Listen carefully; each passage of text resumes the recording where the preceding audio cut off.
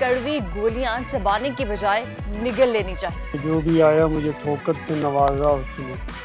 मैं तो पत्थर था, मुझे कोई उठाता कैसे। हर रोज कुछ नया एडवेंचर होता रहा है मेरे साथ। $3.5 बिलियन का बजट को सैंक्शन किया है कांग्रेस ने कि इसराइल को नया असलहा को फराहम करना है। हमारा मकसद यही है कि हम पाकिस्तान में जो नौजवान हैं उनको हुनरमंद बनाएं।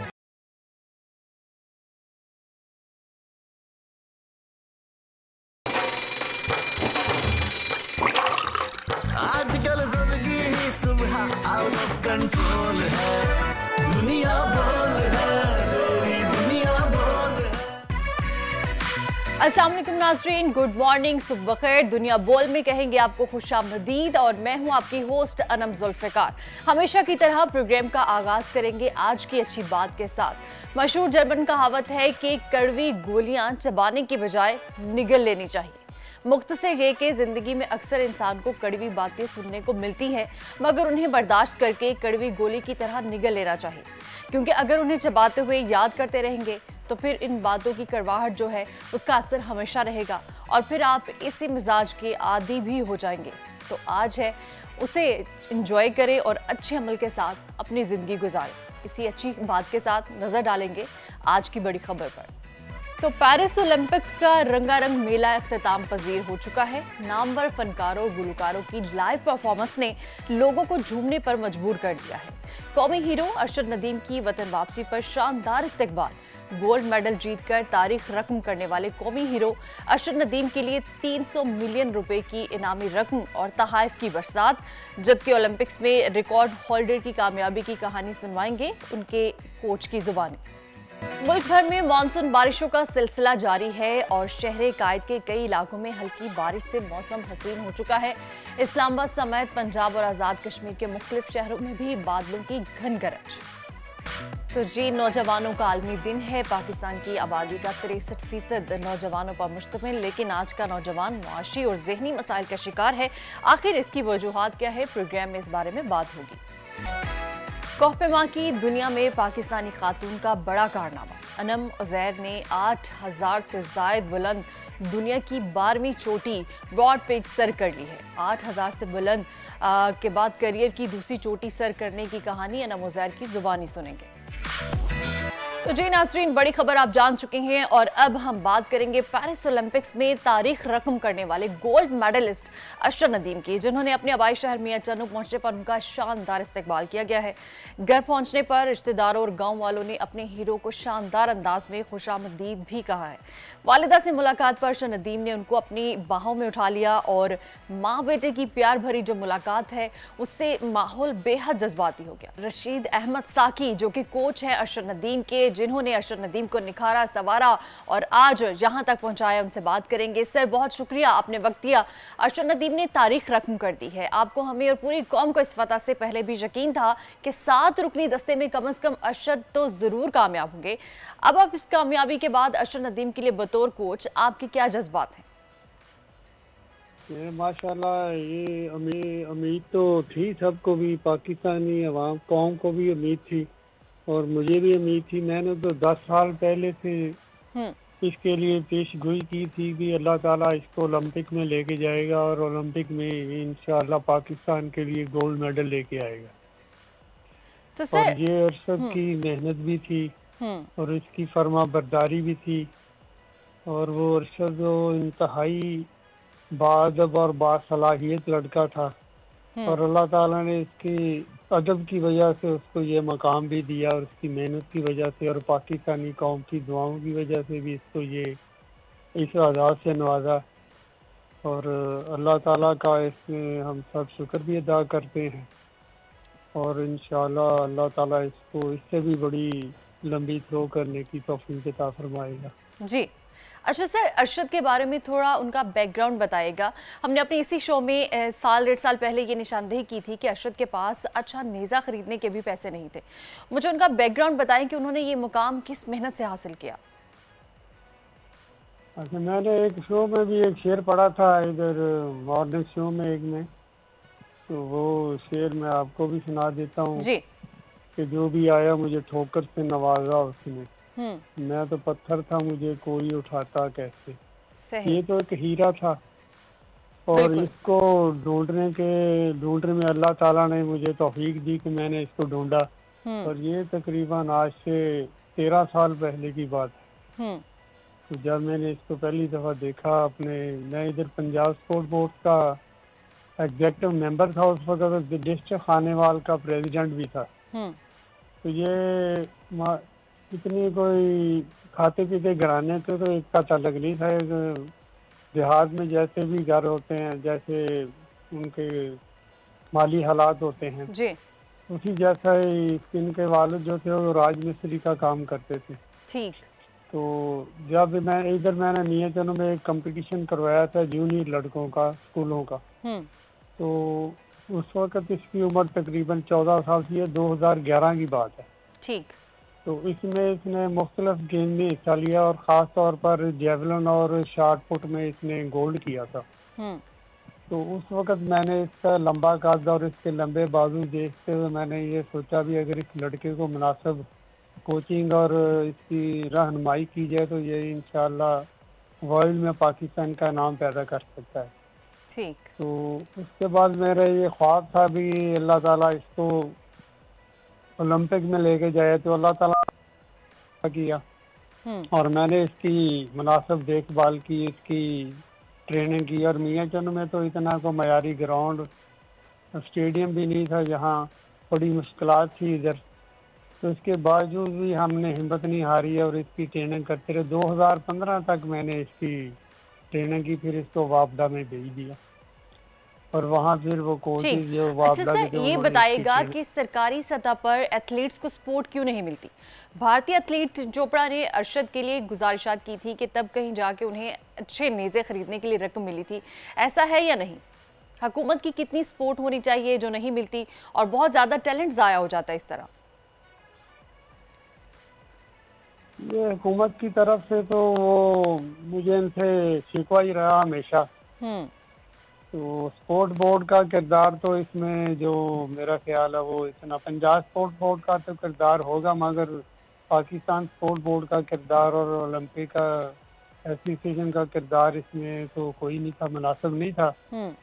तो ये तो अपना, मैं एक भी बात करता हूँ, अगर पाकिस्तान में निजी सेक्टर के लोग अपने कारखानादार या मिल ओनर वगैरह अगर एक एक खिलाड़ी को भी अपनी कस्टडी में ले लें तो पाकिस्तान में तो हज़ारों खिलाड़ी पैदा हो सकते हैं आलमी मयार के। मगर इसके लिए कोई हुकूमती या स्पोर्ट्स बोर्ड वाले जो ये कोशिश नहीं करते कि खिलाड़ियों को ढूंढने के लिए, खिलाड़ी को ढूंढने हो तो वो छोटे शहरों में, देहातों में, तो बड़े शहरों में तो वो क्रिकेट वाले या हॉकी वाले हो सकते हैं। एथलेटिक्स और कबड्डी के खिलाड़ी अगर ढूंढ रहे हो तो इस वक्त अरशद जो हैं वो कौमी हीरो हैं, क्या उम्मीद करते हैं कि अब अरशद आने वाली नस्ल के लिए किस तरह किरदार अदा कर सकते हैं? माशाल्लाह वो उसने आलमी सतह पे ट्रेनिंग भी हासिल किया, साउथ अफ्रीका में भी वो ट्रेनिंग करते रहे जाके। उनके कोच माशाल्लाह बड़े अच्छे थे, उन्होंने इसको हर तरह फिजिकली और जेवलिन के बारे में ट्रेनिंग दी। तो इसमें पाकिस्तान में तो मायारी जेवलिन जो इधर है ही नहीं, तो इधर जब उन्होंने नीरज चोपड़ा ने इधर अपील की तो फिर हमारे स्पोर्ट्स के हल्का अपने अकाबरीन को ख्याल आया कि उन्होंने इसको ओलंपिक से सिर्फ 3 माह पहले जो इसको 25 लाख रुपया दिया तो उसने साउथ अफ्रीका से भी 4 जेवलिन मंगवाए। तो अगर वो 4 जेवलिन ना मंगवाते अपने इंटरनेशनल मयार के जो मयारी जेवलिन थे तो इससे उसकी कारकर्दगी मुतासर हो सकती थी, मगर अल्लाह ताला ने उससे ये काम लेना था तो इसका ये सबब बन गया, नीरज चोपड़ा बन गया इसका सबब।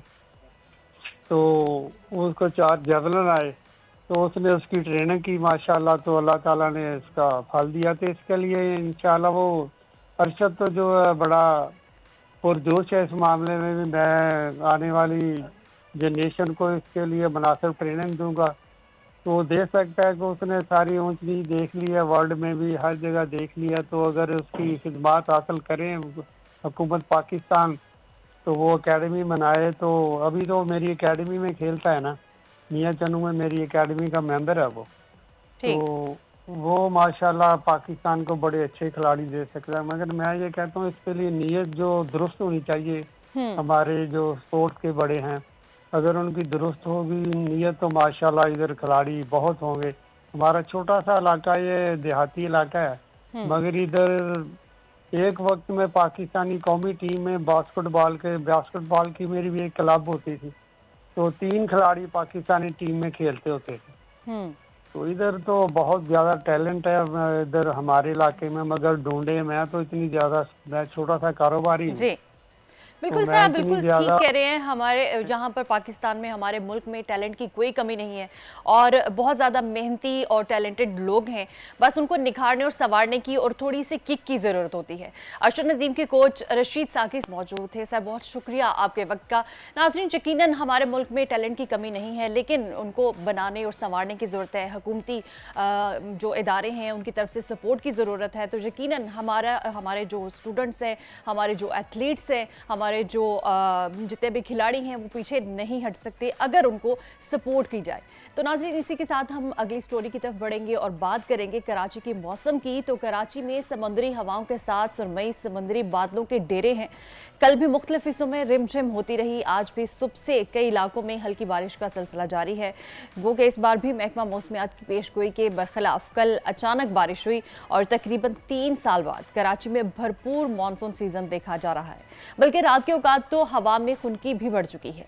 तो दूसरी तरफ पंजाब में भी तेज़ बारिशों का सिलसिला जारी है। महकमा मौसमियात मुल्क भर के मौसम के बारे में क्या अपडेट कर रहा है, पहले ये आपको बता देते हैं। उसके बाद मज़ीद अहवाल जानने के लिए महकमा मौसमियात पाकिस्तान के नुमाइंदे खुद हमारे साथ इस वक्त मौजूद हैं। उनसे बात कर लेते हैं, उनसे अपडेट्स ले लेते हैं। और कश्मीर और इसके अलावा जो दूसरे इलाके हैं वहाँ पर भी रिमझिम और बारिशों का जो है वो सीज़न जारी है इस वक्त। और इस वक्त हमारे साथ मौजूद हैं चीफ मेट्रोलॉजिस्ट सरदार सरफराज साहब। सरदार साहब बहुत शुक्रिया आपके वक्त का। कराची का जो मौसम है वो तो ज़बरदस्त है, और ये बताएं कि ये बादल मज़ीद कितने दिन रहेंगे, कितने दिन बरसेंगे और बारिश? जी बहुत शुक्रिया। देखिए, कराची में अगस्त के महीने में आपको याद हो तो यूजुअली कमोबेश इसी तरह का मौसम रहता है पिछले चंद सालों से, बल्कि हमेशा ही इसी तरह से कराची का अगस्त का मौसम, खासकर जुलाई में भी आखिरी 10 दिन हुआ करते थे, लेकिन इस दफ़ा जुलाई में इत्तेफाक से गर्मी रही और उसकी वजह से अगस्त का कुछ मौसम जो है ना ज़्यादा अच्छा लग रहा है लोगों को। लेकिन ओवरऑल अगस्त ऐसे ही रहा करता है कि क्लाउडी वेदर और इंटरमिटेंट लाइट रेन या ट्रिजल चलती रहती है उस वक्त तक कि जब तक कि मानसून का उधर ईस्टर्न इंडिया, वेस्टर्न इंडिया या राजस्थान वगैरह से कोई अलग से सिस्टम अप्रोच कर रहा हो, तो फिर वक्ती तौर पर ये सी ब्रीज थोड़ी सी सस्पेंड हो जाती है या मुअत्तल हो जाती है, तो फिर गर्मी की लहर एक दो दिनों के लिए आ सकती होती है उस सूरत में। अदरवाइज़ तो जनरली ऐसे ही रहता है, क्योंकि समंदर के ऊपर सी ब्रीज काफ़ी स्ट्रांग हो जाती है।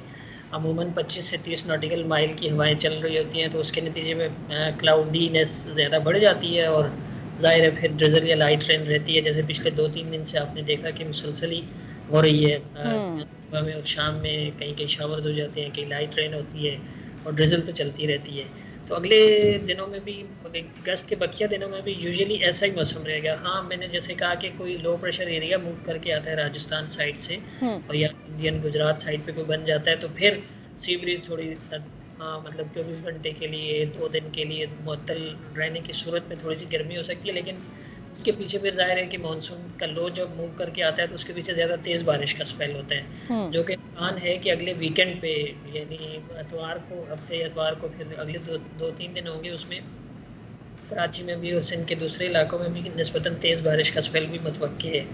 अच्छा, बाकी भी मानसून की हवाएं अभी आज तक तो पिछला जो स्पेल था वो अच्छा खासा चल रहा है। पंजाब में अच्छी तेज़ बारिशें हो रही हैं। अब देखा होगा इस्लामाबाद में, लाहौर में और गुजरांवाला और इधर उधर तो सब जगहों में 100 मिलीमीटर, 150 मिलीमीटर बारिश कल रिपोर्ट हुई थी। आज भी अच्छी रिपोर्ट हुई है। तो अभी उसमें यानी 13 और 14 तारीख को जो 2 दिन होंगे उसमें बारिशें तो होंगी, लेकिन स्कैटर्ड सी उतनी बहुत हैवी स्पेल नहीं दिखाई दे रहा। लेकिन 15 अगस्त से ऑनवर्ड फिर कह सकते हैं आपके पूरे एक हफ्ते तक, तकरीबन 15 से लेके 19 या 20 तक भरपूर बारिशें होंगी दोबारा से पूरे पंजाब में, केपी में, नॉर्थ ईस्ट बलूचिस्तान में और सिंध में भी और कश्मीर में, और उधर तो ज़ाहिर है चलती रहती हैं। अच्छा ठीक सर, अगर पंजाब के मौसम की बात की जाए तो पंजाब और लाहौर रीजन में हमने शदीद बारिशें देखी हैं। क्या पंजाब में मौजूदा बारिशों का स्पेल अब भी बरकरार है? मज़ीद बारिशें हो सकती हैं? देखिए ये स्पेल तो मैंने कहा ना, आप आज जो चल रहा था ये पिछले 3-4 दिन से, यानी 9 तारीख से शुरू हुआ था दोबारा से तेज़ बारिशों का स्पेल पंजाब में खासकर, और आज तक चल रहा है। तो आज आफ्टरनून में, इवनिंग में इसमें कमी आने का इम्कान है, कोई उसमें उतनी शिद्दत नहीं रहेगी अगले 2 दिन तक। अच्छा। लेकिन 15 अगस्त 14 अगस्त की रात को या 15 को दोबारा से तेज़ यानी शिद्दत की मानसून हवाएं दाखिल होना शुरू हो जाएंगी उधर, और जो अगले 4-5 दिन, आने वाले जो 4-5 दिन होंगे, यानी 19 या 20 अगस्त तक चलेगा ये सिलसिला, और उसमें अच्छी तेज़ बारिशें दोबारा से लाहौर, गुजरांवाला, नीचे सियालकोट और ऊपर, और नीचे लाहौर से नीचे कसूर, साहिवाल, सरगोदा, इन तमाम एरियाज़ में दोबारा से flash flooding, sorry urban flooding का खदशा हो सकता है, खासकर नशेबी इलाकों में। अच्छा। इसी तरह से रावलपिंडी, इस्लामाबाद, और दूसरी तरफ केपी में पेशावर, मर्दान, चारसद्दा, उन तमाम एरियाज़ में भी अच्छा तेज़ स्पेल मुतवक्की है। अच्छा सर, हमने पंजाब और सिंध के मौसम की तो बात की, ज़रा ये खैबर पख्तूनख्वा में होने वाली बारिशों के बारे में भी बताइएगा, और बिलखुसूस जो बलोचिस्तान में अगला मानसून स्पेल है वो कब तक मुतवक्के है? देखिए बलूचिस्तान में पिछले तकरीबन 1 हफ्ते तक ना रहा अच्छी तेज़ बारिशें होती रही हैं, और उसके नतीजे में आपने देखा कि ख़ासकर उनके जो बलूचिस्तान के जो शुमाल मशरकी अजला हैं और पहाड़ी इलाकों में तेज़ बारिश होती है जब, तो फ्लैश फ्लडिंग की सी सूरत इख्तियार कर जाती है, जो कि पिछले नसीराबाद, जाफराबाद और जो मलिका इलाके हैं, जलमगसी और कोलू वगैरह, उन तमाम इलाकों में पिछले दिनों में हो चुका है ये। और वो स्पेल अभी थोड़ा सा मतलब कमज़ोर हुआ है, लेकिन जैसे मैंने कहा कि 15 अगस्त के बाद दोबारा से उसमें तेज़ी आएगी, और दोबारा से फ्लैश फ्लडिंग इन एरियाज़ में ख़तरा हो सकता है, खदशा हो सकता है। इसी तरह से केपी में भी ज़ाहिर है, शुमाली इलाकों में जो पहाड़ी इलाके जो है वहाँ पर जब तेज़ स्पेल होता है बारिश का, तो फ्लैश फ्लडिंग भी होती है, और साथ साथ लैंड स्लाइडिंग का भी खदशा रहता है। तो रहेगा ये खदशा अगले वीकेंड पे, ख़ासकर वीकेंड पे कह लेंगे, ये 15-16 अगस्त से आनवर्ड जो स्पेल है उसके बायस ये खदशा रहेगा उधर भी। ठीक है सर, बहुत शुक्रिया सरदार सरफराज जिस इस वक्त हमारे साथ मौजूद थे। नाजरीन, आपको हमने मौसम की अपडेट्स दी और बताया कि कितनी और बारिशें मुतवक्के हैं। मौसम काफ़ी अच्छा है, मौसम सुहाना है। कराची का भी, पंजाब का भी मानसून का स्पेल जारी है, बारिशों का सिलसिला जारी है, लेकिन कराची के जो आवाम है वो कुछ ही बारिशों के बाद घबरा भी जाते हैं, क्योंकि रोड्स की हालत ख़राब हो जाती है, बहुत सारे काम रुक जाते हैं। तो इस वजह से मौसम की अपडेट्स देना आपको बहुत ज़रूरी थी। इसी के साथ ही प्रोग्राम में वक्त हुआ ब्रेक का। वापस आएंगे ब्रेक के बाद, कहीं मत जाइएगा, हमारे साथ रहिएगा। आजकल जिंदगी ही सुबह आउट ऑफ कंट्रोल है, दुनिया बोल है, दुनिया बोल है। वेलकम बैक नाज़रीन, एक बार फिर आपको खुशामदीद कहते हैं। दुनिया बोल है मैं, और बहुत सारी ऐसी चीज़ें हैं जिसके अंदर पाकिस्तान पीछे, लेकिन कुछ चीज़ें ऐसी हैं जिसके अंदर पाकिस्तान का नाम अभी भी लिया जा रहा है, जो कि काबिल कबूल तो नहीं, काफ़ी मायूस कुन बात भी है, जिसमें नाम आ गया है। लेकिन ये पोलियो की बीमारी है, जो कि अभी तक पाकिस्तान की का जो पीछा है वो नहीं छोड़ पा रही है। तो बिल्कुल फ़हीम, आज हम बात करेंगे पोलियो के हवाले से। हमारे साथ स्टूडियो में डॉक्टर साहब भी मौजूद हैं, उनसे काफ़ी सारी इन्फॉर्मेशन लेंगे। आपको बताएं नाज़रीन कि पाकिस्तान और अफगानिस्तान के अलावा पूरी दुनिया जो है पोलियो से छुटकारा हासिल करने में कामयाब हो चुकी है, लेकिन हमारे यहाँ अभी भी 2 दिन पहले पोलियो का मज़ीद एक केस रिपोर्ट हुआ है। माहिरीन के मुताबिक पोलियो से जान छुड़वाने के लिए लाजमी है कि वालिदैन हर बार अपने बच्चों को पोलियो से बचाव की वैक्सीन पिलाएं और उससे हिफाजत के टीके भी लगवाएं। फ़हीम, बिल्कुल ऐसा ही है जी, लेकिन कुछ वालिदैन अपने बच्चों को पोलियो से बचाव की वैक्सीन नहीं पिलाते, जिससे ना सिर्फ वो अपने बच्चों की ज़िंदगी को ख़तरे में डाल रहे हैं, बल्कि पूरे पाकिस्तान के बच्चों का मुस्तकबिल इन चंद वालिदैन की वजह से ख़तरे में है। इस वक्त पोलियो के खतरों के साथ पोलियो से बचाव के टीके यानी IPVs भी जो हैं वो लगाए जाते हैं, ताकि बच्चों की कुव्वत मदाफियत को मजीद बेहतर बनाया जा सके। इसी पर बात करने के लिए हमारे साथ इस वक्त स्टूडियो में मौजूद हैं डॉक्टर वसीम। उनसे हम काफ़ी सारी इन्फॉर्मेशन लेंगे। हेल्थ एक्सपर्ट हैं, बच्चों के डॉक्टर हैं, इनसे काफ़ी ज़्यादा इन्फॉर्मेशन हमें मिलेगी। Welcome to the show doctor साहब, कैसे हैं आप? ठीक है, थैंक यू सो मच, आपने हमें टाइम दिया। सर, आज बहुत इंपॉर्टेंट टॉपिक है जिस पर हम बात करने वाले हैं, तो आप बताएं कि ये पोलियो जो है, ड्रॉप्स और IV, ये कितना इम्पोर्टेंट है बच्चों के लिए, और वालिदैन क्यों इतनी इसमें लापरवाही करते हैं? देखिए जी, वैक्सीन 1978 में पाकिस्तान आई थी। ठीक, फर्स्ट टाइम जब EPI को पाकिस्तान में लॉन्च किया गया था, और ये वैक्सीन, पोलियो की वैक्सीन उस वक्त से पाकिस्तान में मौजूद है। इसके अलावा और भी 6 वैक्सीन और भी थी, टोटल 6 वैक्सीन थी। और अब EPI में जो एक्सपेंडेड प्रोग्राम ऑफ इम्यूनाइजेशन है गवर्नमेंट का एक, उसमें अब 12 टोटल बीमारियों के खिलाफ वैक्सीन मौजूद है, जिसमें से जो सबसे इम्पॉर्टेंट वैक्सीन है जिसमें पूरी दुनिया ने अपना काम कर लिया है वो पोलियो की है। सही। पोलियो पूरी दुनिया से ख़त्म हुआ है, जो कि रूटीन वैक्सीनेशन, जो कि पैदाइश से लेके 15 महीने तक के बच्चों को लगाई जाती है।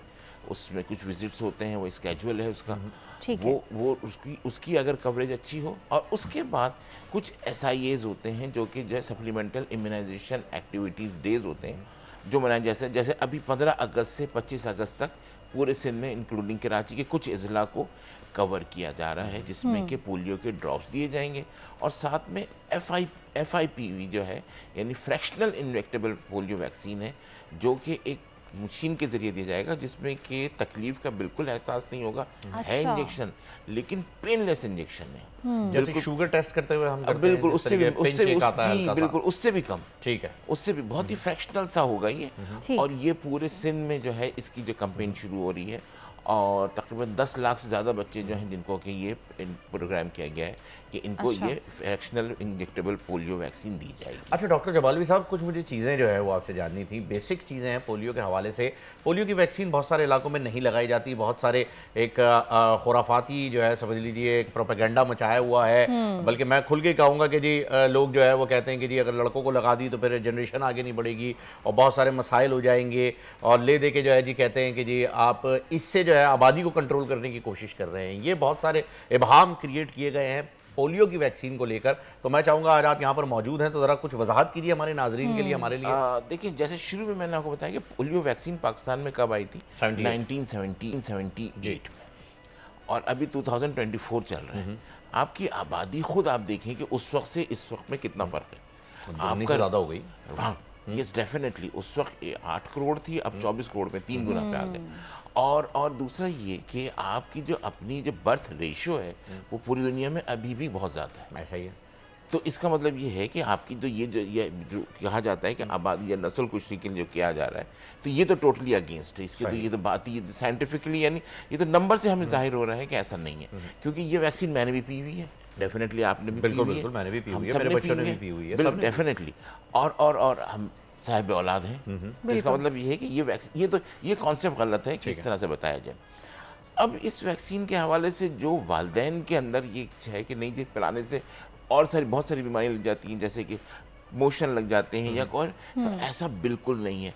मोस्ट सेफेस्ट वैक्सीन जिसका कोई साइड इफेक्ट नहीं है OPV का, और यही सेम इंजेक्टेबल पोलियो वैक्सीन। बाकी ये हमने अक्सर सुना है कि इससे बच्चों को या तो फिर कुछ फीवर हो जाता है, बुखार हो जाता है, दर्द होता है, या कुछ ऐसी चीजें। देखिए, आप ओरल पोलियो वैक्सीन से तो ऐसा कुछ भी नहीं है। वो तो दो कतरे आप पिलाते हैं, वो तो कुछ भी नहीं है।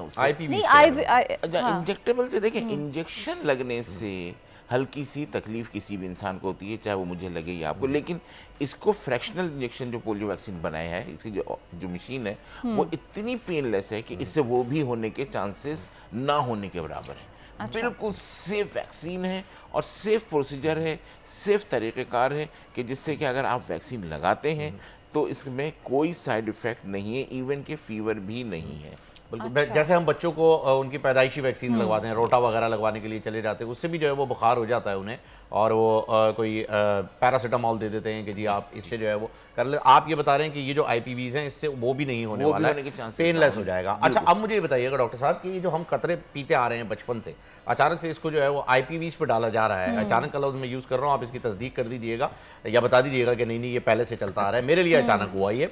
तो अचानक ये जो इसको IPVs पे डाला गया है, फ़र्क क्या है दोनों में ये भी बता दीजिए, और अगर ड्रॉप्स पी लिए गए हैं तो IPV कितनी इंपॉर्टेंट है ये भी बता दीजिएगा।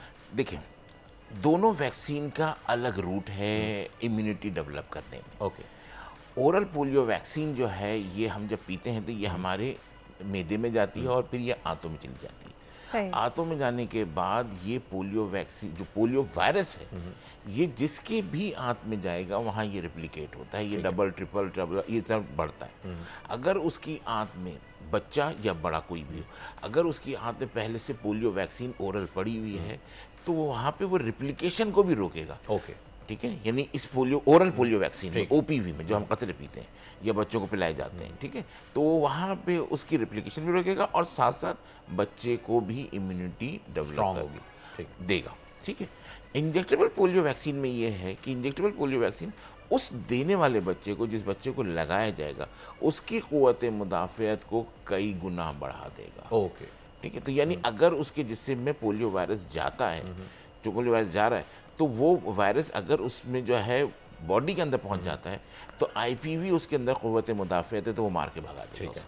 अच्छा, तो ये इंपॉर्टेंस फ्रंट लाइन के ऊपर आपका आईपीवी जो है वो फिर एक्टिवेट हो जाता है। फ्रंट लाइन पे ओपीवी है। ओपीवी देखिए मेन अभी तक ओपीवी है कि ओपीवी को आप दें और ओपीवी पिलाएं ताकि आपके जिस्म में वायरस भी ना हो, पोलियो वायरस जाए तो वो रिप्लिकेट ना हो और वो अंदर ना जा सके। लेकिन अगर किसी बच्चे को खुदा खास्ता अंदर चला जाता है तो फिर वो जो आईपीवी है वो अंदर से क़ुव्वत मुदाफ़ियत प्रोवाइड करता है और फिर उसके ज़रिए वो वैक्सीन जो है वो बच्चे को टोटली महफूज रखती है। अच्छा सर, ये पोलियो का जो वायरस है कंटेजियस है? जी। अच्छा, और ये किस तरीके से जो है ये वो ट्रांसफर होता है? ये बेसिकली ओरोफिकल रूट है इसका। ओरोफिकल रूट से मुराद ये है कि यानी किसी बच्चे के पेट में जाता है ये, तो फिर उसके फुजले और स्टूल के थ्रू ये सेवरेज लाइन में जाता है।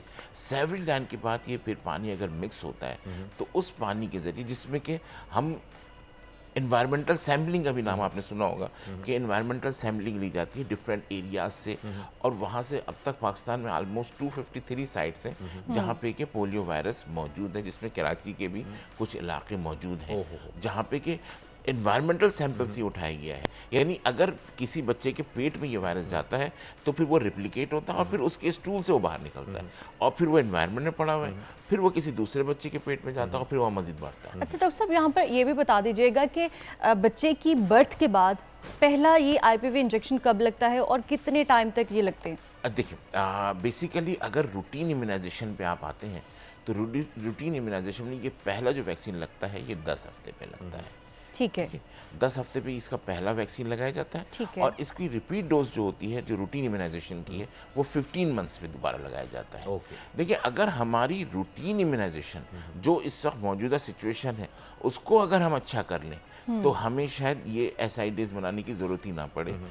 लेकिन अगर ये हम जो है रूटीन इम्यूनाइजेशन हमारी बहुत अच्छी हो जाए, ठीक है, यानी हर वालिदैन अपने बच्चों को पैदाइशी टीके जो कि 15 महीने तक, टोटल 6 विजिट हैं, ऐसा ही टोटल 15 महीने में टोटल 6 विजिट में ये 12 बीमारियों के खिलाफ वैक्सीन में लग जाए अगर हमारे 80% से ज़्यादा बच्चों को, तो इस बीमारी पे हम बहुत अच्छे तरीके से काबू पा सकते हैं, कंट्रोल भी कर सकते हैं। डॉक्टर साहब आप पेरेंट्स को क्या मैसेज देना चाहेंगे? देखिए पेरेंट को मैसेज मेरा ये है कि देखें पैदाइशी टीके जो कि रूटीन इम्यूनाइजेशन है उसके बारे में बिला चूहा चरा बगैर कुछ सोचे हुए आप ये देख लें कि ये गवर्नमेंट ने आपके फ़ायदे के लिए ये लाखों रुपए की वैक्सीन है जो गवर्नमेंट फ्री में प्रोवाइड कर रही है। ये अगर आप प्राइवेट में जाके लगवाते हैं तो इसका हज़ारों रुपए से ज़्यादा का एक शॉट है, एक चार्जेस, एक विजिट जो है कई हज़ार रुपए का, जो कि सेम वैक्सीन गवर्नमेंट ने वही फ्री में प्रोवाइड की हुई है।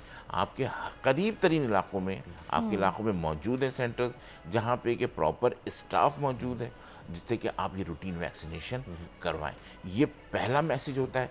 दूसरा ये है कि अगर आपके घर के पास आते हैं जो स्टाफ जो आ रहा है, जो हमारे वर्कर्स आ रहे हैं, हमारे फ्रंट लाइनर्स आ रहे हैं, तो उनको रिस्पेक्ट दें और वो अगर आपको इंजेक्शन लगा रहे हैं आपके बच्चे को या आपको खतरे, बिल्कुल सर, बहुत जरूरी है कि हम जो है उन्हें जरूर रिस्पेक्ट दें जो कि आ रहे हैं, आपके लिए आ रहे हैं, डोज लगाने के लिए टाइमली आ रहे हैं। Thank you so much doctor Wasim Jamalvi साहब, आपने बहुत ही ज़बरदस्त तरीके से आगाह कर दिया और उम्मीद करते हैं नाजरीन के अब आप लोग जो है या तो कतरे या फिर जो IPVs हैं पोलियो के लिए वो ज़रूर अपने बच्चों को लगवाएंगे। एक वक्फा लेते हैं, वक्फे के बाद दोबारा आपसे मुलाकात होगी। आजकल ज़िंदगी ही सुबह आउट ऑफ कंट्रोल है, दुनिया बोल है, दुनिया बोल है।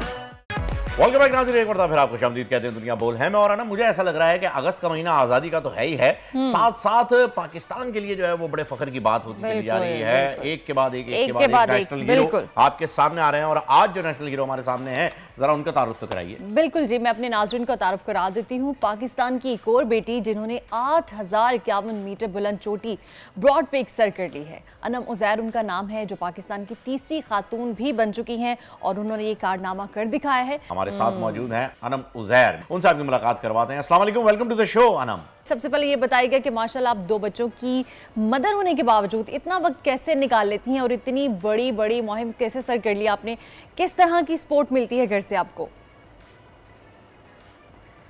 I think it's all about कि आप चीज़ों को किस तरह से मैनेज करते हैं। अगर मैं ये कहूँ कि मेरी शादी हो गई है, अब तो मेरे बच्चे हो गए हैं, मेरे माशाल्लाह 2 बच्चे हैं और मैं कुछ कर नहीं सकती और मैं ये समझूँ कि मेरी लाइफ एंड हो गई है, तो ये चीज़ बिल्कुल गलत है। And this is the message that I want to convey कि आप शादी करके अपने 2 बच्चों के साथ और इन सारी मसरूफियात के साथ हर चीज़ मैनेज करने के साथ साथ अपने लिए टाइम निकाल सकते हैं और कुछ ना कुछ कर सकते हैं अपने लिए, और इतना इस तरह का भी कर सकते हैं कि आप अपनी चीज़ें सब मैनेज करके अगर मैं अपना एक्सप्लेन करूँ तो मैं जाने से पहले पूरे 2-3 हफ्ते मैं कहीं नहीं निकली थी, क्योंकि I had this target in my mind कि मैंने अपने बच्चों का जो समर वेकेशन जो होमवर्क मिलता है, नॉर्मली जो छुट्टियों का काम मिलता है, मुझे था कि मैं पहले वो कंप्लीट कराऊंगी बच्चों का और फिर मैं कुछ सोचूंगी। मैंने इस एक्सपीडिशन के बारे में कुछ नहीं सोचा, इसके बारे में ना बात की, ना इसकी कोई कुछ मैंने ऐसा नहीं सोचा, सिर्फ मेरे माइंड में होमवर्क था। वो करवाने के बाद देन आई रियलाइज कि अब जो है वो मुझे अपना अब जाना है, तो अब मैं इसके बारे में लिटरली जिस दिन मैं निकली हूँ घर से उस दिन मैंने सोचा कि हाँ मैं कुछ करने जा रही हूँ और मैं कुछ करके आऊँगी इंशाल्लाह। चलिए अनम, ये बताइएगा हस्बैंड की तरफ से कितनी सपोर्ट आपको यहाँ पर मिलती है और इन लॉज की तरफ से कितनी सपोर्ट आपको मिलती है, ये भी बताइएगा ज़रूर। और फिर उसके बाद हमें ज़रा वो मंजर तो बताइए कि जब आप वहाँ पर थी ब्रॉड पिक पे और उसे सर कर रही थी तो कोई मुश्किलात आपके सामने आई होंगी डेफिनेटली, उनका भी ज़रा जिक्र कीजिए। जी, हस्बैंड की तरफ से सपोर्ट तो इतनी माशाल्लाह है कि पहले तो वो खुद हमेशा मेरे साथ जाते रहे। हम दोनों इकट्ठे पिछले 10 साल से ट्रैवल कर रहे हैं। पहले ट्रैकिंग से स्टार्ट किया था, फिर लॉन्ग ट्रैक्स किए, फिर हम माउंटेनियरिंग की तरफ आए, तो हम दोनों इकट्ठे हमेशा करते रहे हैं। So this year it was all about women expedition, women empowerment। तो ये सोचते हुए इस मैसेज के साथ मैं अकेले गई थी कि लड़कियां जो हैं वो ख़वातीन अकेले जाके भी कुछ कर सकती हैं और उस तरह से डिटर्मिन्ड होती हैं कि ये लेबल नहीं हो कि अनम हमेशा या कोई और ख़ातून सिर्फ जो है वो अपने फैमिली मेम्बर के साथ या अपने रिलेटिव अपने हस्बैंड के साथ ही जा रहे हैं, डिपेंड नहीं कर रहे किसी के ऊपर, इंडिपेंडेंटली आप गए। बिल्कुल दुरुस्त जी, एग्जैक्टली। और सपोर्ट इन लॉज की अगर बात करें तो they are also very supportive, तो मुझे इस तरह की कोई मुश्किल नहीं आई।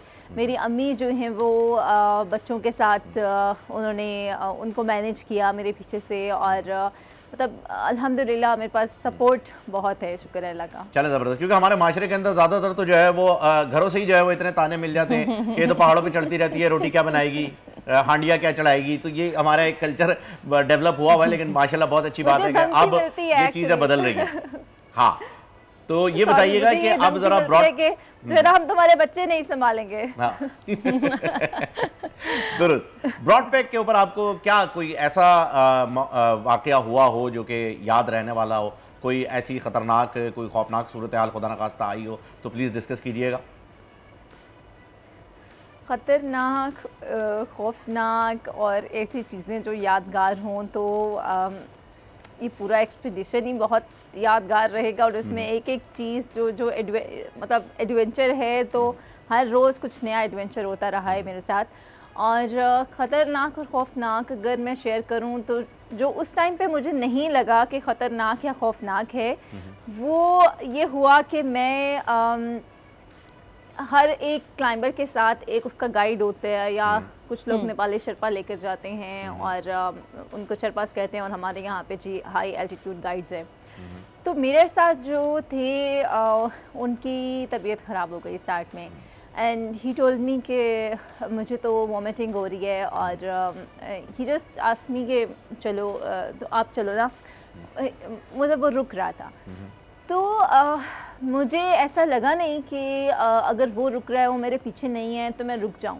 मैं देखती थी कि कुछ क्लाइंबर्स जा रहे हैं, एक क्लाइंबर, एक गोरा, एक फॉरेनर जा रहा था, तो मैं उसके पीछे चलना शुरू किया, वो रुक गया, कोई और जा रहा था, उसके पीछे चलना शुरू किया। तो इस तरह करके ना मैं बस चलती रही। कुछ जगह पे ऐसा हुआ कि कोई भी नहीं था, उसमें मैं अकेले चल रही हूँ, और कहीं कोई एक क्लाइंबर दूर से नज़र आ रहा है, तो मुझे लग रहा है हाँ हाँ यही रास्ता है, और मैं ठीक जा रही हूँ, और मैं पाँव के निशान देखती जा रही हूँ।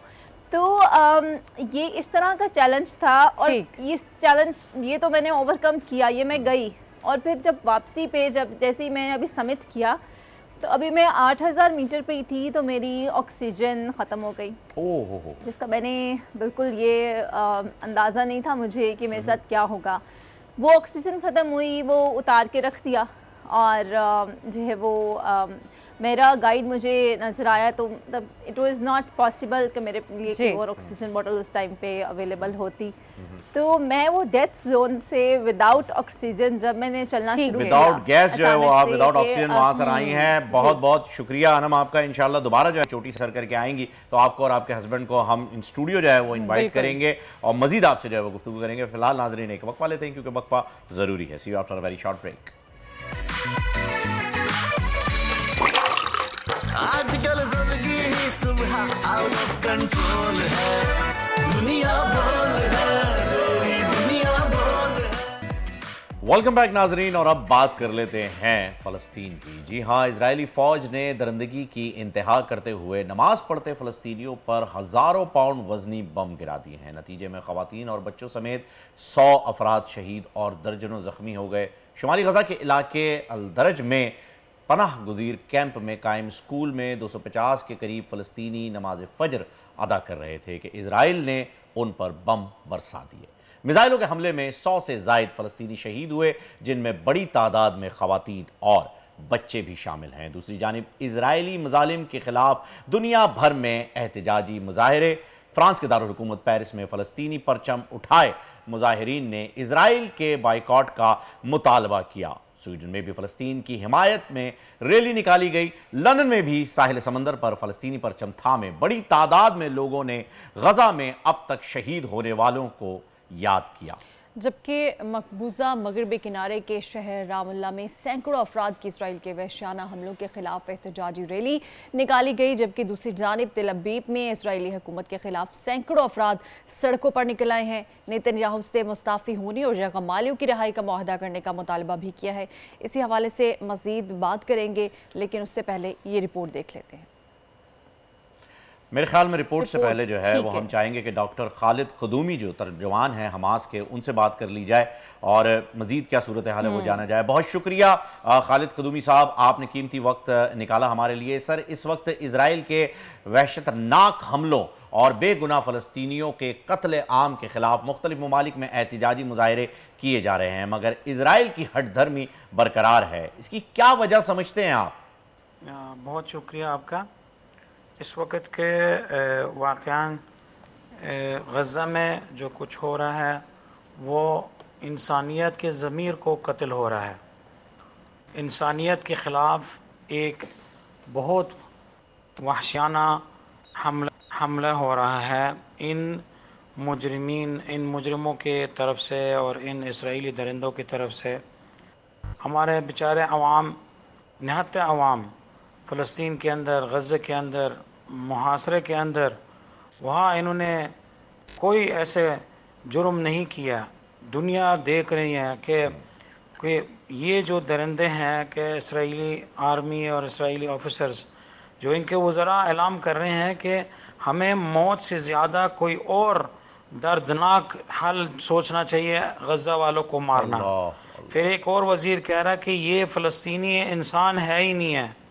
फिर और कह रहे हैं कि वज़ीर है, मैं कह रहा हूँ वज़ीर है कि जो कैबिनेट में है, जो अक़वाम मुत्तहिदा इसको रिकॉग्नाइज़ कर रहे हैं, वो कह रहे हैं कि फ़लस्तीनी अवाम गज़ा में इसको निकालना चाहिए है और किसी और जगह जाना चाहिए ताकि हम गज़ा में आ जाए और गज़ा पे हावी करें और ख़त्म कर दें ये मसला फ़लस्तीन। और ये सब कुछ 21st सेंचुरी के अंदर है और ये सब कुछ है मीडिया के अंदर है और ये सब कुछ दुनिया के सामने है। इसराइल का इस जेनोसाइड को नहीं रोक रहा है। इसका वाहिद वजह है कि अभी तक ये जो मुनाफिक अमेरिका है कि वो सही तरीक़े से प्रेशर नहीं डाल रहे हैं। कल परसों $3.5 बिलियन का बजट को सैंक्शन किया है कांग्रेस ने कि इसराइल को नया असलहा को फराहम करना है। आज अगर बाइडेन ये जो मुनाफिक कहने लगे कि उनसे आवाज़ में कि नेतन्याहू के साथ फ़ोन पे बात करते हैं, बजाय उनसे आवाज़ है जाकर के इस कत्ल आम को और इस जेनोसाइड को रोकना, आज ऐलान करे कि जी कल हम गोलियां नहीं देंगे, हथियार नहीं देंगे, इसराइल का जंग कल परसों रुकेगा। हमारे के मुस्लिम उम्मा का हुक्मरानों का अपने ताल्लुकात इस इसराइल को के साथ के ख़त्म करें। इकोनॉमिक ताल्लुकात है, अपना सियासी ताल्लुकात है, डिप्लोमेटिक ताल्लुकात है। ये इसराइल जब तक इसको अपना आप को पराया ना समझे कि ये जेनोसाइड करते रहेगा। ये नेतन्याहू और इसके काबिनेट है और ये इसराइल का मेन मकसद इस वक्त है कि ये फ़लस्तीनी अवाम को ख़त्म करना है, ताकि इसके बाद कोई और आवाज़ ना उठे, ताकि इसके बाद मस्जिद अक्सा और किबला मुसलमानों के बारे में सर गुज़श्ता दिनों गजा में स्कूल पर इसराइल के वहशाना हमले में 100 से ज़ायद फ़लस्तीनी शहीद हुए, जबकि दर्जनों जख्मी भी हुए हैं। इस हौलनाक वाक़े की दुनिया भर में मज़म्मत की गई, मगर अमली तौर पर आलम इस्लाम को क्या हिकमत अमली अपनानी चाहिए? 100 से ज़ायद शहीद हुए थे कल अद्दरज वाले जो शहर है गजा के मशरकी, गजा सिटी के मशरकी इलाका में। नमाजी थे, फजर की नमाज में पढ़ने वाले 100-125 आदमी को शहीद कर दिया, एक झलक में है। लोग वहाँ घूम फिरते हैं बेचारे, अपने लोगों का डेड बॉडीज़ को ढूंढ रहे हैं। बेजाय डेड बॉडी है वहाँ गोश्त प्लास्टिक बैग के अंदर को डाला जाएगा। 17 किलो, 80 किलो, 40 किलो ये लो और जाकर दफना दो। अपने बेटे बेटियां बुजुर्गों का को शहीद कर दिया इसराइली दरिंदों ने, और अभी तक लोग सिर्फ मजम्मत करे जा रहे हैं। मजम्मत बिल्कुल इस कत्ल आम को और नस्लकुशी नहीं रुकेगा।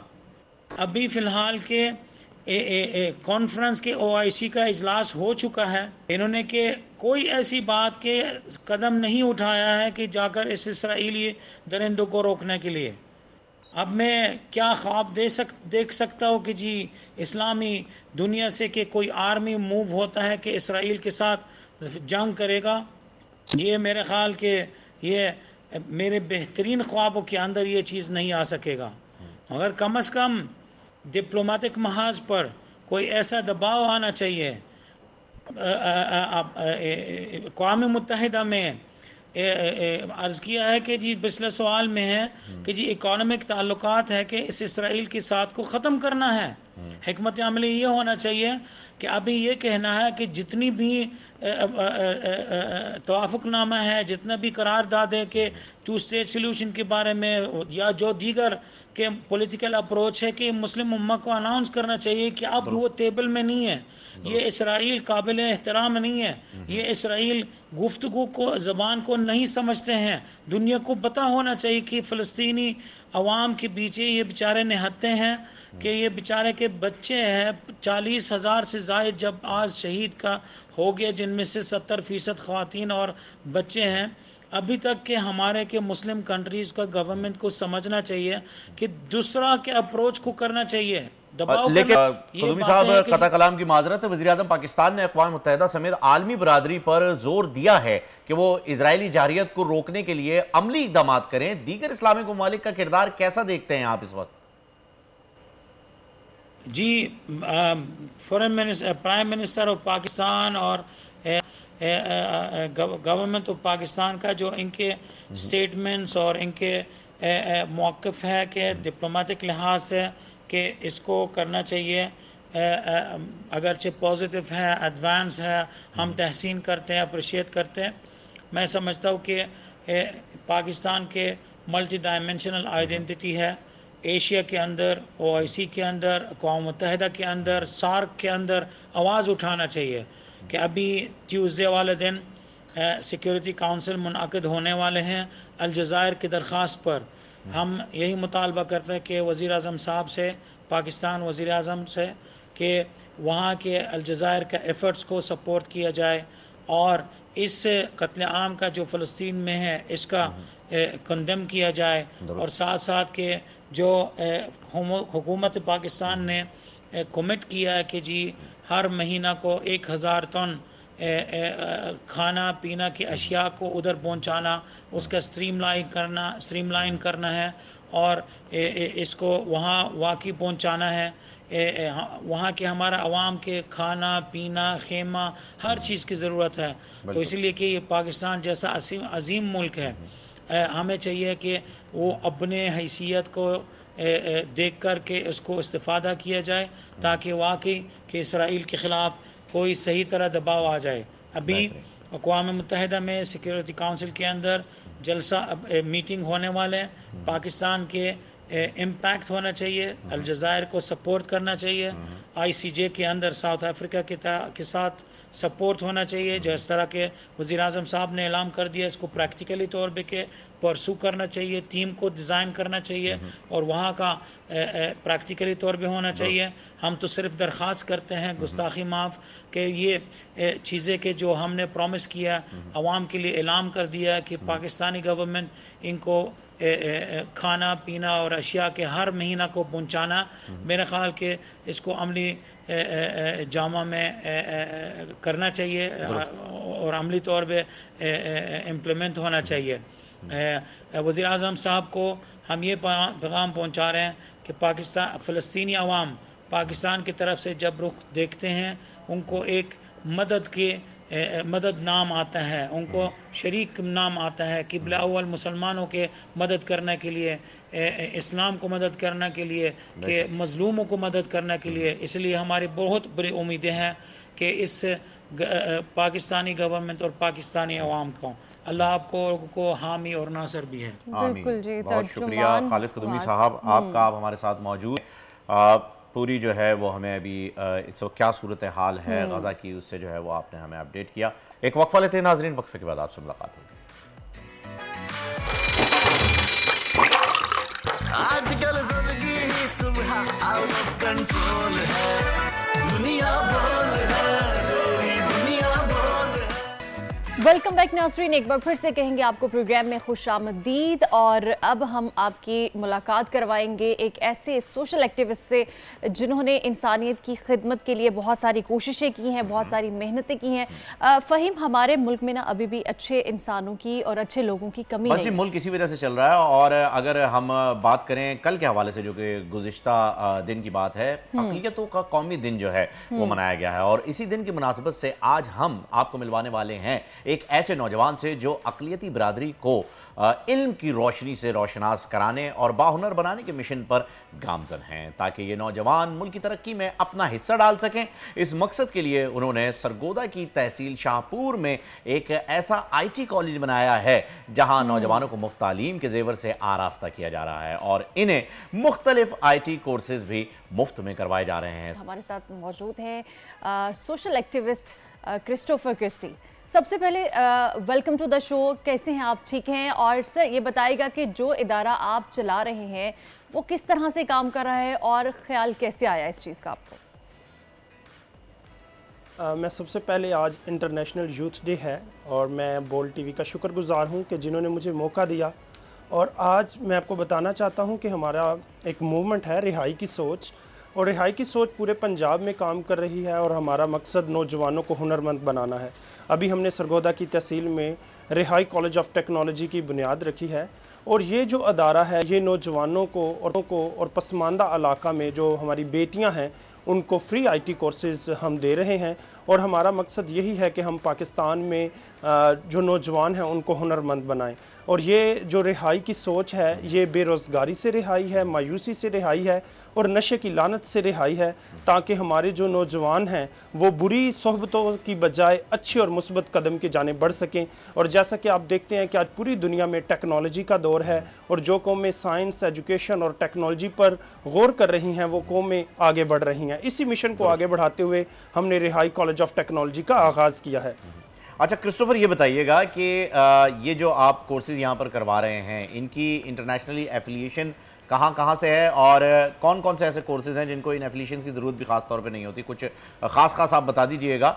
जैसे अमेज़ॉन वगैरह के, फाइबर वगैरह के आजकल जो कोर्सेज चल रहे हैं उनके लिए तो कोई किसी रिकग्निशन की ज़रूरत नहीं होती, पाकिस्तानी उसके अंदर माशाल्लाह काफ़ी आगे हैं। दूसरा ये भी ज़रूर बताइएगा कि रिहाई आपने बता दी है किन किन चीज़ों से है हमारे पास, पर ये वजह क्या थी कि इस रिहाई को हासिल करने में इतना टाइम लगा?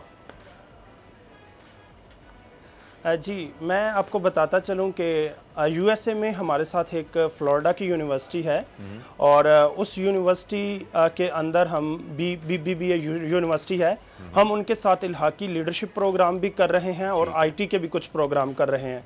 और सरगोदा के अंदर एक ईमान कॉलेज ऑफ टेक्नोलॉजी है जो टैवटा से रजिस्टर्ड है, हमारे उनके साथ भी इल्हाकी प्रोग्राम चल रहे हैं। और हमारे जो आर्टिफिशियल इंटेलिजेंस के कोर्सेज हैं वो डिफरेंट कोर्स हैं जिसमें हम बच्चों को हुनरमंद बना रहे हैं और हम सबसे पहले उनके करियर काउंसलिंग करते हैं। कुछ बच्चे जो गांव में रहते हैं उनको इंग्लिश नहीं आती, तो फिर हम उनसे टेस्ट करते हैं, उनकी पर्सनैलिटी साइकोमेट्रिक टेस्ट करते हैं। और कुछ बच्चे ऐसे हैं जो जिनकी इंग्लिश होती है अच्छी, फिर हम उनको मार्केटिंग सिखाते हैं।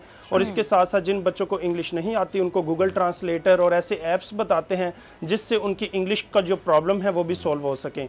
इसके साथ साथ हमारे एक दोस्त हैं, वो मलेशिया से हैं, उन्होंने PhD इंग्लिश की है और वो मलेशिया के एक स्कूल में पढ़ाते हैं। वो भी फ्री ऑफ कॉस्ट अपनी सर्विसेज इंग्लिश लैंग्वेज की जो है हमारे इलाके में दे रहे हैं हमारे कॉलेज में। तो हमारे पास UK USA के कुछ प्रोफेसर हैं जो हमें हमारे साथ पढ़ा रहे हैं हमारे कॉलेज में। तो ये जो रिहाई कॉलेज ऑफ टेक्नोलॉजी है, हकीकत में जब हम पाकिस्तान में बेरोज़गारी को देखते हैं, पाकिस्तान में नाउमीदी को देखते हैं, तो मेरा ये ख्वाब था कि हम एक ऐसे अदारे का क़याम करें। और आज टेक्नोलॉजी की बढ़ती हुई रुझान आप देख लें और जितने भी नौजवान हैं वो डॉलर में कमा रहे हैं। और हमारा मिशन भी नौजवानों को ऐसे सॉफ्टवेयर्स और ऐसे टूल्स और ऐसी टेक्निक्स बताना, और जिसमें हमारे पास ग्राफिक डिजाइनिंग का कोर्स अभी जारी है, कंप्यूटर एप्लीकेशन का मुझे एक चीज बताइएगा प्लीज, ई-कॉमर्स का कोर्स जारी है। मुझे जरा इसका मैकेनिज्म थोड़ा सा समझाइएगा कि ये कोर्सेज तो आप मुफ्त में करवा रहे हैं लेकिन इसके ऊपर अच्छा खासा खर्चा आ जाता है। जैसे कि आपने बताया कि दुनिया भर से जो है वो लोग आपके साथ जुड़े हुए हैं, फिर ये जो मशीनरी है ये सारी, फिर उसके बाद यहाँ के और जो रोज़मर्रा के खर्चे वगैरह होते हैं, मिसलेनियस एक्सपेंसेस, ये सारे हो जाते हैं। इन्हें कैसे बेयर कर रहे हैं, कौन ये खर्चे उठा रहा है?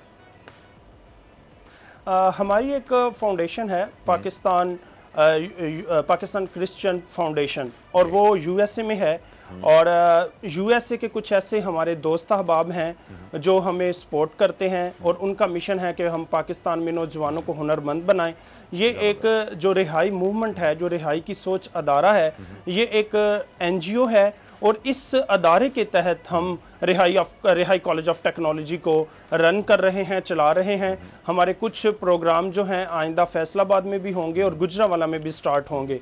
तो हमारे जो ओवरसीज पाकिस्तानी हैं वो हमें सपोर्ट करते हैं समटाइम, और कुछ मंथली बेस पे नॉर्वे से हमारे ओवरसीज पाकिस्तानी हैं जो हमें सपोर्ट करते हैं कि हम पाकिस्तान में जो बच्चे हैं उन्हें कंप्यूटर एप्लीकेशन और जदीद दौर की जो टेक्नोलॉजीज हैं उनसे रोशनास करवाएं ताकि वो स्किल सीखें, हुनरमंद बने और अपनी बेरोजगारी की, अपनी मायूसी की, अपनी जहालत की जंजीरों को तोड़ के आगे बढ़ सकें। क्रिस्टोफर, आपने एक बहुत बेसिक एक पॉइंट उठाया था इंग्लिश लैंग्वेज के हवाले से। यकीनन हमारे देहात में इस तरह की चीज़ें या इस तरह इंग्लिश पर फोकस नहीं किया जाता, लेकिन ये जो आजकल IT के कोर्सेज हैं, जितने भी सारी ये चीज़ें हैं जो आप भी करवा रहे हो, उसके लिए इंग्लिश का आना बहुत ज़रूरी है। उसके बगैर आप ये कोर्सेज भी नहीं कर सकते। तो आप क्या समझते हैं कि देहात में ऐसी क्या चीज़ होनी चाहिए, इस तरह किन चीज़ों पर फोकस करना चाहिए, किस तरह इंग्लिश सिखाई जाए बच्चों को ताकि वो इस फील्ड में आ सके और बेहतर तालीम हासिल कर सके और बेहतर कर सके अपने मुस्तकबिल को? जी मैं आपको बताना चाहता हूँ, आज हर जगह इंग्लिश जो है वो एक इंटरनेशनल लैंग्वेज है। तो इंग्लिश के लिए हम उनकी जब करियर काउंसलिंग करते हैं और उनका साइकोमेट्रिक टेस्ट करते हैं और उनसे हम जब बात करते हैं, कुछ नौजवान ऐसे हैं जो जिन्होंने FSC की होती है, जिन्होंने मैट्रिक की होती है, उनकी इंग्लिश कदर बेहतर होती है, और जो पसमानदा इलाके हैं वहाँ पर नौजवानों की इंग्लिश बहुत अच्छी नहीं होती। तो उसके लिए हमने 90s डे का एक कोर्स तैयार किया हुआ है इंग्लिश लैंग्वेज का, जिसमें हम स्पोकन इंग्लिश और हम बच्चों को सिखा रहे हैं। और इसके साथ साथ कंप्यूटर के अंदर भी हमें कुछ ऐसे सॉफ्टवेयर मिल जाते हैं जैसे गूगल ट्रांसलेटर है। फ़र्ज़ करें कोई बच्चा है वो किसी क्लाइंट से बात कर रहा है, UK में बात कर रहा है, USA में बात कर रहा है, तो उसका मैसेज समझने के लिए वो अपने मैसेज को किस तरह गूगल ट्रांसलेटर में कॉपी करता है, उसकी उर्दू बनाता है, फिर अपने मैसेज को फिर बोल के इंग्लिश में बनाता है। और इसी तरह रियल वॉइस एक ऐप है जिसके ज़रिए आप अपनी जो वॉइस है उसको इंग्लिश में स्क्रिप्ट बना के अपने क्लाइंट को भेज सकते हैं। आज आर्टिफिशियल इंटेलिजेंस में तमाम AI टूल्स जो है वो आप वहाँ पर जो है बच्चों को सिखा रहे हैं जो कि लैंग्वेज बैरियर्स आपके तोड़ रहे हैं। रहे हैं। बहुत ही ज़बरदस्त काम है ये। क्रिस्टोफर क्रिस्टी साहब, आपका बहुत शुक्रिया कि आपने अपने इलाके की फ़िक्र की और उनके लिए जो है वो ये काम किया। हम उम्मीद करते हैं कि तमाम तर पाकिस्तान जो है वो उसे रिहाई मिले उन बंदिशों से, उन नापसंदीदा कैद से जो कि आपने जिसका जिक्र किया, जो कि बेरोजगारी है, जो कि आपके लिए मजबूरी है। सिर्फ लास्ट पे सर जी जरूर करना चाहता हूँ कि एज आ माइनॉरिटी होते हुए हम पाकिस्तान में बहुत ही अच्छे तरीके से पाकिस्तान की खिदमत जो है हम करना चाहते हैं, और भी पाकिस्तान में हमें कोई डिस्क्रिमिनेशन नहीं, और हम चाहते हैं कि हम मेन स्ट्रीम जो है उसमें शामिल हों और बगैर किसी डिस्क्रिमिनेशन के पाकिस्तान की खिदमत करें और पाकिस्तान का नाम रोशन करें, और पाकिस्तान जो है वो इसी तरह टेक्नोलॉजी में आगे बढ़ता चले जाए। और हमारा ख्वाब है कि पाकिस्तान एक अजीम मुल्क है और मज़ीद आगे बढ़ता चला जाए। क्या बात है क्रिस्टोफर क्रिस्टी साहब, जितने पाकिस्तानी हैं उतने पाकिस्तानी हम हैं, जितने हम हैं उतने ही पाकिस्तानी आप हैं। तो पाकिस्तानी होने के ऊपर तो ना आपके कोई क्वेश्चन मार्क है ना हमारे कोई क्वेश्चन मार्क है। बहुत बहुत शुक्रिया, आपने बहुत ही अच्छा जो है वो ये इनिशिएटिव लिया हुआ है। हम उम्मीद करते हैं कि ये आपके ज़िले से बढ़कर के जो है वो सूबे में और सूबे से निकल के मुल्क तक पहुँचे और आपको कामयाबी हासिल हो। एक वक्फा लेते हैं नाजरीन, वक्फे के बाद आपसे मुलाकात होगी। आजकल सबकी ही सुबह आउट ऑफ कंट्रोल है, दुनिया बोल है, तेरी दुनिया बोल है। वेलकम बैक नाज़रीन, एक बार फिर आपको खुशामदीद कहते हैं दुनिया बोल है में। और अब ये जो सेगमेंट आ रहा है ये बड़ा ही दिलचस्प सेगमेंट है, तो मैं चाहूँगा कि आप ज़रूर इतना अपने वक्त ज़रूर निकालिएगा और तवज्जो ज़रूर दीजिएगा, क्योंकि हमें अब्दुल सत्तार एदी साहब के जाने के बाद ऐसा लगा था कि ये कौम जो है वो अब एक मसीहा से महरूम हो चुकी है। यकीनन महरूम हुई, लेकिन उन्होंने एक ऐसा माहौल बना दिया, एक ऐसी समझ लीजिए एक ऐसा पौधा जो है वो बो के चले गए कि जिसकी शाखें जो है वो अब फूल भी देने लगी और फल भी। बिल्कुल बिल्कुल। तो नाज़रीन, कौमें जो हैं वो फ़र्द वाहिद से बनती हैं और कौमों की तरक्की के लिए रीढ़ की हड्डी नौजवान होते हैं। आज अगस्त की 12 तारीख है और आज दुनिया भर में नौजवानों का आलमी दिन भी है, और इस दिन का मकसद नौजवानों के मसाइल की निशानदेही करके उन्हें ख़त्म करना और उनकी तरक्की के लिए मौक़ों की तलाश करना है। इस वक्त दुनिया की तकरीबन 17% आबादी नौजवानों पर मुश्तमिल है, लेकिन पाकिस्तान वो खुश नसीब मुल्क है जहाँ मुल्क की आबादी का 63% नौजवान यानी जो यूथ है वो 15 से 13 साल की उम्र के लिए अफराद पर मुश्तमिल है। और कुदरत की दी इस खुशकिस्मती के साथ हमारे निज़ाम की बदकिस्मती ये है कि हमारा नौजवान बेरोज़गार है, धक्के खाता है और उसे अच्छे मुस्तकबिल के लिए मौके भी बहुत कम मिलते हैं। लेकिन कुछ नौजवान ऐसे भी होते हैं जो अच्छी तालीम हासिल कर लेने के बाद अपनी ज़िंदगी के इस कीमती वक्त को दूसरों की खिदमत के लिए भी वक्फ करते हैं। ऐसे ही दो नौजवानों से आज हम आपकी मुलाकात करवाने जा रहे हैं। जी फ़हीम। बिल्कुल जी, एक है 18 साल हिबा और उनके साथ मौजूद हैं 19 साल लक्ष्य कुमार। उन दोनों को वेलकम करते हैं अपने शो में। और आज यूथ का जो है वो लक्ष्य डे मनाया जा रहा है। हमारे नाजरीन बहुत ही ज़्यादा बेचैनी से इस बात का इंतजार कर रहे हैं कि आखिर आप दोनों मेहमान आज हमारे साथ मौजूद क्यों हैं। तो मैं ये चाहूँगा कि आप जो है वो अपना तारुफ खुद करवाएं कि आप इंडस हॉस्पिटल से वाबस्ता हैं, उनका जो यूथ प्रोग्राम आप चला रहे हैं उसका मैकेनिज़्म क्या है और किस तरीके से जो है वो आप लोग वॉलंटियरली वहाँ पर इतने सालों से काम कर रहे हैं। अस्सलाम वालेकुम, मेरा नाम लक्ष्य है और मैं इंडस यकीन का यूथ एम्बेसडर हूँ। बेसिकली इंडस यकीन एक इंडस हॉस्पिटल का सब प्रोग्राम है जिसमें वी द यूथ हम लोग प्रोग्राम लीड करते हैं for the Indus. Indus is basically hospital which provides health care to the patients free of cost. जो पेशेंट्स होते हैं जिनको हेल्थ केयर सर्विसेज नहीं मिलती उनको free of cost Indus provide करता है, जिसमें हम यूथ अपना रोल प्ले करते हैं to serve the community, to serve this nation. तो बेसिकली मैं पिछले 2 साल से 2 इयर्स प्लस से मैं जो है वॉलंटियर कर रहा हूँ और इंडस के लिए ना अपनी दिलो जान से कोशिश कर रहा हूँ मेहनत करने की, फंड रेज। अच्छा लक्ष्य, बहुत छोटी एज से आपने ये इंसानियत की खिदमत इस तरह से सर्व कर रहे हैं हॉस्पिटल में, तो किस तरह से ये ख्याल आया आखिर आपको? देखिए बेसिकली हमारे स्कूल में ना ये एक इंडस का इनविटेशन आया था इस प्रोग्राम के लिए, तो पहले मेरी जो चॉइस थी वो थी जाना है सीधा सर्टिफिकेट लेके आना है और अपने कॉलेजेस के एडमिशन के लिए यूज़ करना है। बट जब मैं इंडस पहुंचा वहाँ पर मैंने वो इवेंट अटेंड किया तो मेरे दिल में ना वो एक उम्मीद सी जागी कि हमें अपने मुल्क के लिए, हमारे मुल्क के लोगों के लिए कुछ करना चाहिए। ज़बरदस्त। तो वहाँ से फिर वो सर्टिफिकेट वाला माइंडसेट हटके इस दुनिया के लिए कुछ करने की जो है ना वो एक इल्म और एक जो असल मकसद है वो मेरे दिमाग में। आपको भी रिक्रूट जो है वो इसी प्रोग्राम ने किया और अब आप दूसरों को रिक्रूट कर रहे हैं। जी बिल्कुल, यानी you are the Tony Stark now. Exactly. Very good. Hiba, आप भी सेम प्रोग्राम का हिस्सा हैं? यस। अच्छा, you are working as a team? या सो हम दोनों ने काफ़ी प्रोग्राम्स एक साथ ही किए हैं। मैं इंडस के साथ पिछले 1 ईयर से काम कर रही हूँ। अच्छा, करते किस तरीके से आप लोग वॉलंटियरली, किस तरीके से आप अपने वॉलंटियर्स को जो है वो इकट्ठा करते हैं? इवेंट साल में किन किन मौके पे होता है, ज़रा इसके बारे में कुछ बताएं। So every summers and winters हमारा आई होप का प्रोग्राम होता है जिसमें यंग वॉलंटियर्स आते हैं, हम उनको गाइड करते हैं, पेशेंट से विजिट करवाते हैं। यूजुअली ये समर्स और विंटर्स में इसलिए होता है बिकॉज उस वक्त हम सबकी छुट्टियाँ होती हैं। So instead of staying at home and relaxing chilling, it's better कि आप कोई ऐसी प्रोडक्टिव चीज़ करो जिसमें you give back to the community that provides you with so many opportunities. But उसके अलावा इंडस यकीन जो है वो यूथ के ऊपर फोकस्ड है, right? So they try their best कि वो ऐसे इवेंट्स पे जाएं, लाइक कराची ईट है, डॉल्मेन मॉल में इनकी बेक सेल होती है। सो फुल कोशिश होती है कि यूथ तक पैगाम पहुंचाएं कि इंडस एक ऐसा हॉस्पिटल है जो free of cost health care provide करता है to all those people in Pakistan who can not afford it, because अभी भी पाकिस्तान एक अंडर डेवलप्ड कंट्री है जहाँ लोग नहीं अफोर्ड कर सकते। मैं ये सोच रहा हूँ कि हमारे यहाँ जो आपकी एज ग्रुप के लोग हैं, क्योंकि मैं एक प्रोग्राम भी करता रहा हूँ, टॉक शो, और आगे भी जो है वो उससे भी रिलेटेड काफ़ी ज़्यादा जो है वो मेरा इंटरेक्शन रहा है यूथ के साथ।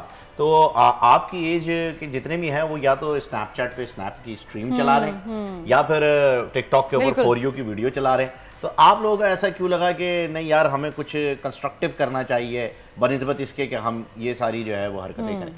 क्यों लक्ष्य? एक वक्त तो था जब हम भी ये सारी हरकतें करते थे, एक वक्त था, लेकिन अभी ये बहुत छोटे हैं भाई। 19 साल की उम्र में क्या क्या कर चुके हो ये तो बताओ। मैं आपको बता, जब like when I was young तो मैंने ये सारी इंस्टाग्राम वगैरह पे, स्नैपचैट वगैरह पे, जब like I was 13 or 14 years old, I did everything।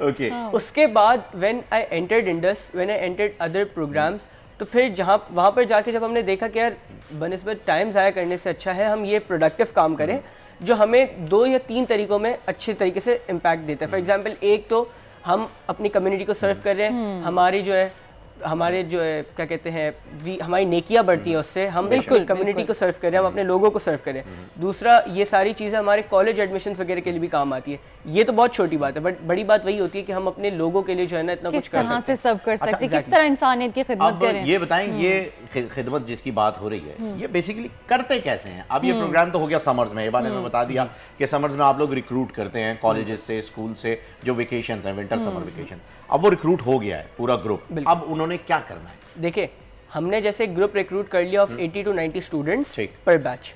उसमें what we do is there is a 1 week long program. उसमें हम उन बच्चों को जो होते हैं वॉलंटियर्स होते हैं उनको हम वार्ड्स विजिट करवाते हैं, पेशेंट से इंटरेक्ट करवाते हैं। उनका एक टारगेट होता है कि उनको पेशेंट से उनकी स्टोरीज कलेक्ट करनी है, उनका बैकग्राउंड क्या है, उनके क्या बीमारी है, उनका कैसे हुआ, सब everything in a very heartful way, ठीक है, ताकि पेशेंट भी जो है ना नाराज ना हो। वो पेशेंट रहेगा, सब्जेक्ट नहीं बनेगा, पेशेंट रहेगा, सब्जेक्ट नहीं बनेगा। एग्जैक्टली, आपने सब्जेक्ट फील नहीं कराना। उनसे आपने दोस्ती करनी है, एक अच्छे तरीके में बात करनी है, अपना जो है ना लहजा जो है ना वो अच्छा रखना है। उसके बाद उनसे वो स्टोरीज कलेक्ट करवा के लास्ट डे पर हम उनसे प्रेजेंटेशन बनवाते हैं। और इसमें क्या होता है, जब वो इंटरेक्ट करते हैं ना पेशेंट्स के साथ, तो उनके हार्ट में वो हम्बलनेस होती है, वो काइंडनेस होती है, and they get to see the harsh realities of this world. तो उनके लिए भी ना एक सॉफ्ट कॉर्नर जो है ना वो अनलॉक हो जाता है उनके हार्ट में। Silver spoon, golden spoon kids होते हैं, उन्हें कुछ पता नहीं होता कि क्या हो रहा है, तो उनके भी जो है वो एक तासुर जो है वो उनके अंदर पैदा हो जाता है। That is good, very nice. और उसके बाद हमारे जो है ना मर्चेंडाइज सेल होती है, फंड रेजिंग होता है, जिसमें ना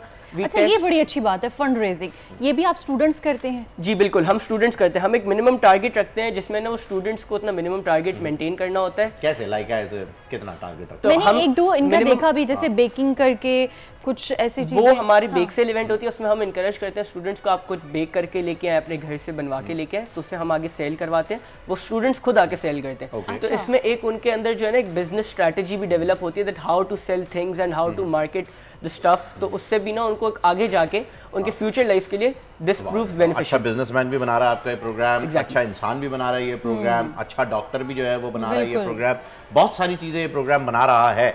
तो हेबा, मुझे बताइए कि आपके जो सर्कल होगा, आपके फ्रेंड सर्कल होगा, डेफिनेटली हर कोई तो वॉलंटियर नहीं है, अगर आप वॉलंटियर हैं तो ये क्वेश्चन नहीं होता आपसे कि भाई हम जा रहे हैं घूमने के लिए, मौसम अच्छा है, सीपी जा रहे हैं, तुम जा रहे हो मरीजों को देखने के लिए, आप क्या कर रहे हो? What do you do? It really depends on your mindset. I mean, हम लोग बाहर तो हर वक्त जा सकते हैं, अल्हम्दुलिल्लाह हम लोग इतने ब्लेस्ड हैं कि हम जाते भी हैं। But the fact that there are so many people जो ये सारी expensive activities नहीं कर सकते, उस रीज़न से you really need to understand कि जो कम्युनिटी जिसमें इतने लोग सफ़र कर रहे हैं, हम इतनी सी फ्रैक्शन का भी नहीं सफ़र कर रहे जो वो करते हैं। आई थिंक दैट्स वाई मैं और लक्ष्य हम लोग हमेशा इंडस जा रहे होते हैं जब मौका मिलता है समर्स विंटर्स में. We always go, we want to interact with the patients, you know, उनके साथ बातें करते हैं, टाइम स्पेंड करते हैं. If you can't always donate with money, you can always donate with time and effort, right? तो उस फॉर्म ऑफ डोनेशन में उनको भी मजा आता है, आपको भी, you know, you feel better. अच्छा हिबा, ऐसा भी होता होगा कि पेशेंट्स भी आपके साथ अटैच्ड हो जाते होंगे? हाँ, lot of times, you know, you have so many, miss भी करते होंगे कि नेक्स्ट टाइम आप कब आएंगे. जी जी, बहुत टाइम होता है कि यू नो वो आपसे दोस्ती कर लेते हैं, आपके साथ गेम्स खेलते हैं, देन आपसे पूछते रहते हैं वापस कब आओगे, कब, यू नो. तो हाँ, होता है बिल्कुल, एक अटैचमेंट हो जाती है, बॉन्ड सा जो है वो क्रिएट हो जाता है और ये सारी चीज़ें होती हैं. अच्छा, इससे मुझे ना एक वो याद आई, एक मूवी का सीन था, वो मैं आप लोगों के साथ शेयर करता हूँ. आप लोगों ने डेफिनेटली देखा होगा कि सिनेमा में मूवी शुरू होने से पहले एक अनाउंसमेंट होती है और उसके बाद कोई 2.5 से 3 मिनट तक सिर्फ फ़ैन नज़र आ रहा है, सिर्फ फ़ैन दिख रहा है. 2.5 से 3 मिनट हो गए, पीपल स्टार्ट गेटिंग बोर कि भाई क्या हो रहा है, क्यों हो रहा है, हम जा रहे हैं. और जब वो उठने लगते हैं तो 3 मिनट के बाद एक अनाउंसमेंट होती है कि जी ये जो आप देख रहे हैं ये एक पैरालाइज बच्चे की जो है वो लाइफ है, वो पूरी ज़िंदगी सिर्फ यही देख सकता है क्योंकि वो हिल नहीं सकता, चल नहीं सकता, तो उसे सिर्फ ये पंखा नज़र आ रहा है और आप 3 मिनट के अंदर जो है वो बोर हो चुके हैं. तो मेरे ख्याल में आप लोग उसी तरह के लोगों की जो है वो मदद कर रहे हैं और उनको हेल्प आउट कर रहे हैं अपनी लाइफ जीने के लिए, लार्जर देन लाइफ जीने के लिए. और फ़हीम, अगर हम अपनी ज़िंदगी का कुछ हिस्सा, कुछ एफर्ट्स ऐसे लोगों को दे दें तो आई थिंक ये कोई बड़ी बात नहीं है. हम अपनी बाकी बिल्कुल फ़र्ज़ है, हमारी जिम्मेदारी है कि अगर अल्लाह ताला ने ऐसे इंसानों को पैदा किया तो हमें भी पैदा किया ताकि हम उनको सर्व कर सके, जैसे माशाल्लाह से ये लोग सर्व कर रहे हैं. बिल्कुल ऐसा ही है. तो लक्ष्य, बेस्ट ऑफ लक. इंशाल्लाह जो है वो हमारी ख्वाहिश भी है, दुआ भी है कि आप इतनी सी उम्र में, जो कि आप बार बार कह चुके हैं कि व्हेन आई वाज यंग, अब तो आप बड़े हो चुके हैं, मैच्योर हो चुके हैं, तो अपने काम में बहुत बड़े हैं. तो आप आगे जो है वो और वो कहते हैं ना, age is just a number, maturity कभी भी आ सकती है. तो ये आप इसकी परफेक्ट एग्जांपल हैं आप दोनों. So thank you so much Lakshya, आप आए. Hiba, thank you so much and best of luck to both of you कि आप लोगों को और अच्छे अच्छे पेशेंट मिले जिन्हें आप कह सकें मामू लेट जाओ तेरी तो वाट, फ्रेंडली इन्वायरमेंट. और अनम हमें लेनी होगी. बिल्कुल बिल्कुल. इसी के साथ नाजरीन हमें दीजिए इजाज़त, प्रोग्राम का वक्त खत्म हो चुका है. कल होगी आपसे फिर से मुलाकात एक नए दिन के साथ, एक नए आगाज के साथ. अल्लाह. आजकल जिंदगी ही सुबह आउट ऑफ कंट्रोल है, दुनिया बोल है, मेरी दुनिया बोल है. सब्सक्राइब करें और बेल दबाएं ताकि कोई खबर रह न जाए.